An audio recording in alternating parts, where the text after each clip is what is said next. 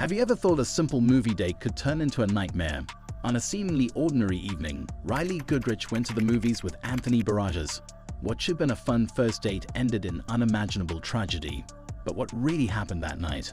How did a normal outing become a chilling story that shocked everyone? Despite the case being solved swiftly, numerous bizarre and shocking details still surround the event.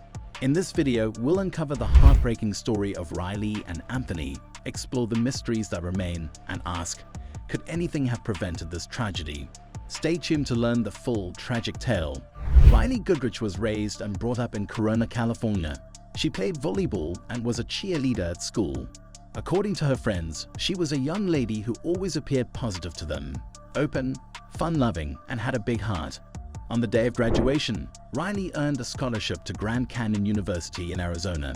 She moved into a dormitory but managed the best way possible to visit home as often as she could. She had just finished her freshman year in the summer of 2021 and had come back to Corona for the break. Her friends hosted a big party for Independence Day on July 4.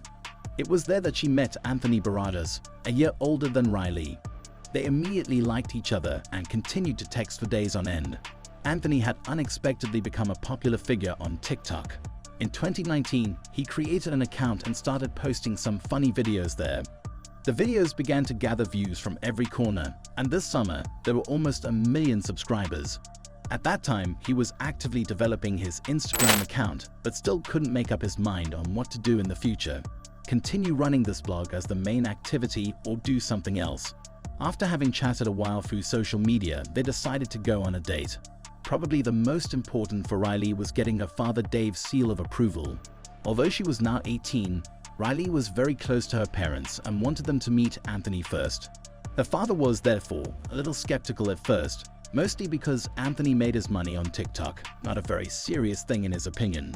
But the moment they met in person, Anthony impressed Dave, and he agreed that this was the right choice of her daughter. He seemed tender, polite, and a nice guy to him. In the end, Rylee and Anthony agreed to meet up on July 26 and attend a movie session in the evening with the Forever Purge. The plot of the movie was that one day a year any crime, including murder, was legalized by the United States for 12 hours. In retrospect, this choice would seem decidedly coincidental to pick this particular movie. Prior to the movie, they went to dinner at their favorite restaurant in the area. Their movie showing was 9:30 p.m., but finished closer to midnight. As it was a weekday, there were not many people in the theater. She texted her mom during the movie, saying that the film was kind of boring, but she still enjoyed her day with Anthony. That was her last message. When the movie had ended, an employee of this theater entered the hall to clean up. He was surprised to find Rylee and Anthony still sitting in their seats. From a distance, they appeared to be just sitting or sleeping.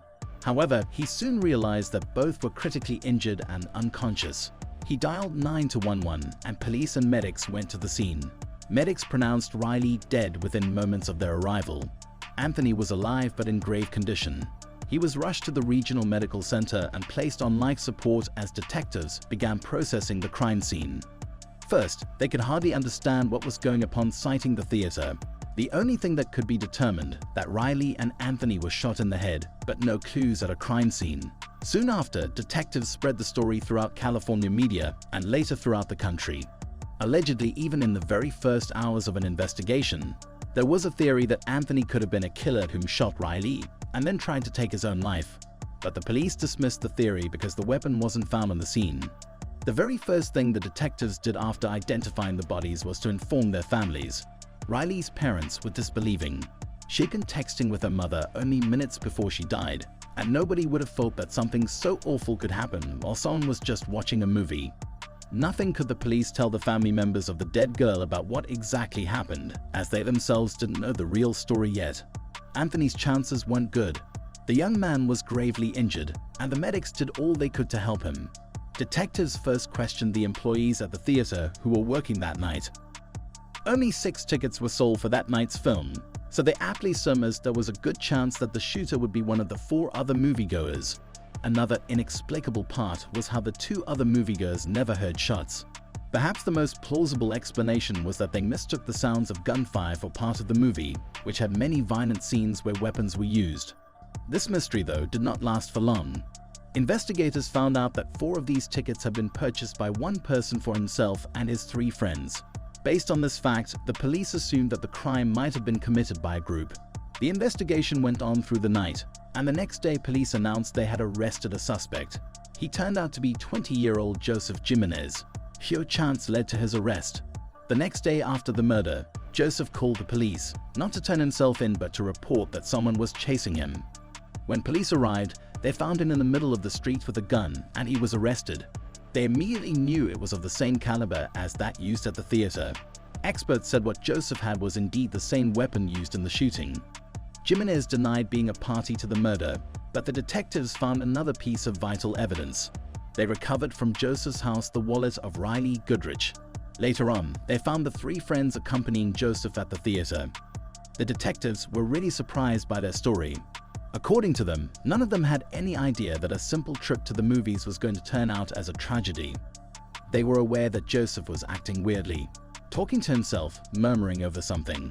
Left the movie house to supposedly go to the comfort room, but went straight to his car to get a gun. When he returned, he vaguely remembers warning his friends about the gun, panicking them all. They say they began to fabricate a lie, saying they needed to use the restrooms and left the movie theater, leaving Joseph behind.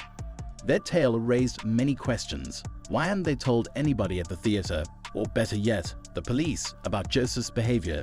Joseph had been acting suspiciously, foreshadowing what he was about to do. But his friends did not pay regard to this fact.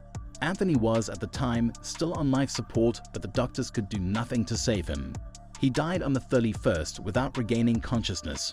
Joseph was charged with an additional count of murder, punishable by death. While detectives were still trying to get more information from him, hundreds of people came to the cinema for a vigil with candles for Rylee and Anthony. The masses lit the candles and offered their words of support for the victims' families. This was when it emerged that Anthony had signed papers allowing his organs to be donated, a decision that saved several lives. Joseph Jimenez's case was hopeless. The evidence against him practically sealed the death penalty. He confessed to murdering them, but claimed he was plagued by schizophrenia. Joseph told investigators that he had gone off his medication and began hearing voices that commanded him to kill Rylee and Anthony. The voice threatened to kill his family if he did not comply. At the same time, he said he struggled against these voices but eventually gave in. His story raised more questions.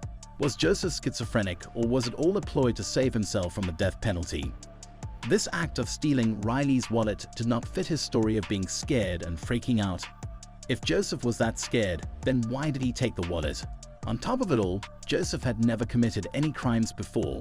How could he murder two people all of a sudden for a wallet? His first court appearance was in late September.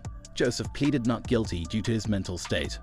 The court had to assess the sanity, so a new hearing was set for early 2022. Whatever ruling that would have occurred, it stays as one of the most heinous acts of random aggression. Rylee and Anthony were just two innocents looking to enjoy a movie night and became victims in the end. The public and the media began to chastise the management of the theater for not having checked on Joseph when he entered. In America, theater staff are only seen checking bags for outside food, and if some person hides a gun under their clothes, it goes unidentified. Metal detectors in theaters may become a compulsion in times to come. What do you think? Is it the case that Joseph was mentally ill enough to have overridden his moral compass, allowing him to commit such a heinous crime by listening to voices in his head? Or can it be constructed that he came up with this story of voices just to keep off the death penalty? Please leave your comments below. Also, don't forget to subscribe for more amazing videos, and thanks for watching.